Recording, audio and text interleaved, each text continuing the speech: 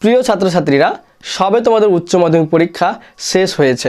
আর উচ্চ মাধ্যমিক পরীক্ষা শেষ হওয়ার পরে সবচেয়ে বড় প্রশ্ন, কোন স্ট্রিম নিলে আমার ভবিষ্যৎ ভালো হবে, আর্টস, সায়েন্স নাকি কমার্স? আজ আমি একদম সহজ ভাষায় 3টি স্ট্রিম এর বিষয় বুঝিয়ে দেব। তাই ভিডিওটি শুরু থেকে শেষ পর্যন্ত না টেনে মন দিয়ে দেখো। ভিডিওটি দেখলে অবশ্যই তোমার উপকারে আসবে। 1 নম্বর, আর্টস নিয়ে ভবিষ্যৎ। অনেকেই মনে করে আর্টস নিয়ে পড়লে কোনো ভবিষ্যৎই নেই। এটা একদমই ভুল ধারণা। আর্টস নিয়ে পড়লে তুমি কি হতে পারো? WBCS officer, UPSC, teacher, professor, আইনজীবী, সাংবাদিকতা, সমাজকর্মী ইত্যাদি। তাহলে এই ব্যাপারটা একটু বুঝতে হবে। আর্টস নিলে তোমাকে একটু লং টার্ম ওয়েট করতে হবে।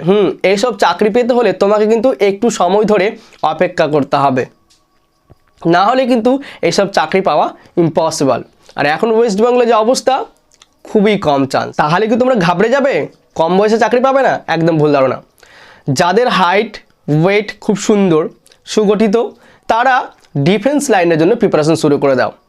তোমরা জাস্ট কলেজে আর্টস নিয়ে অ্যাডমিশন হয়ে যাও, পাশাপাশি তোমরা কম্পিটিটিভ এক্সামের জন্য প্রিপারেশন নাও। এক্ষেত্রে তোমরা ডিফেন্স লাইনটা তাড়াতাড়ি করে জয়েন করতে পারবে। এইটুকুটা আমি আমার অভিজ্ঞতা থেকে বলছি। আর যাদের হাইট ওয়েট একটু কম, তারা কি ঘাবড়ে যাবে? না, ইউপিএসসি, WBCS এগুলোর জন্য প্রিপারেশন শুরু করে দাও। কলেজ নিয়ে পড়ে থাকবে, এটা মোটেও করবে না। কলেজের পাশাপাশি তোমাকে নিজের লক্ষ্যটাকে নির্ধারণ করতে হবে। ছেলেদের ডিফেন্সের কথা বললাম, এখানে মেয়েদেরও কথা বলে দিই। তোমরাও ডিফেন্সের জন্য প্রস্তুতি নিতে পারো। তাছাড়া তোমরা ANM এবং GNM এর জন্য প্রস্তুতি নিতে পারো। কেউ ভুল করিও না কি কলেজ কমপ্লিট করব তারপরে প্রিপারেশন নেব, এই জায়গায় আসতে হবে।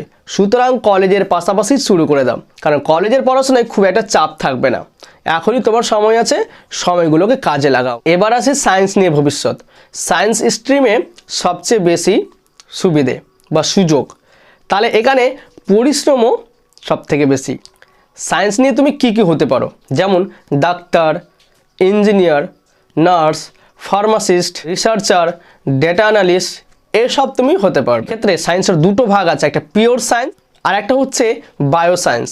পিওর সায়েন্স তোমাকে ম্যাথ, কেমিস্ট্রি এবং ফিজিক্স একদম ক্লিয়ারলি জানতে হবে, এবং বায়ো সায়েন্স হচ্ছে বায়োলজি ভিত্তিক।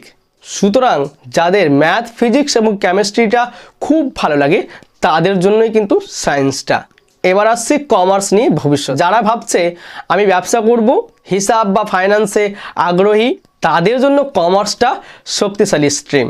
ভবিষ্যতে যদি তুমি ব্যাংকিং বা ব্যবসার লাইনে যেতে চাও, তাহলে তোমাকে বলবো অনায়াসে তুমি কমার্সটা নিয়ে নাও। 3টেই ব্যাপার তোমাদের সামনে আমি খুলে বললাম। এবার তোমরাই ভাবো কোনটা নেবে। এখানে তোমরা ভাববে যেটা ভালো সেটাই নেব। এখানে কোন স্ট্রিম ভালো সেটা ব্যাপার আসছে না, কোথায় তোমার আগ্রহ বেশি সেটাই সব থেকে বড় গুরুত্বপূর্ণ। তোমার পাশের বন্ধু কোনো একটা সায়েন্স নিচ্ছে আর তুমি সেটা দেখে সায়েন্সটাকে নিতে চাইছো, সেটা একদমই করবে না। তোমার আগ্রহ যে বিষয়টাতে আছে সেই সাবজেক্টগুলোই তুমি নেবে।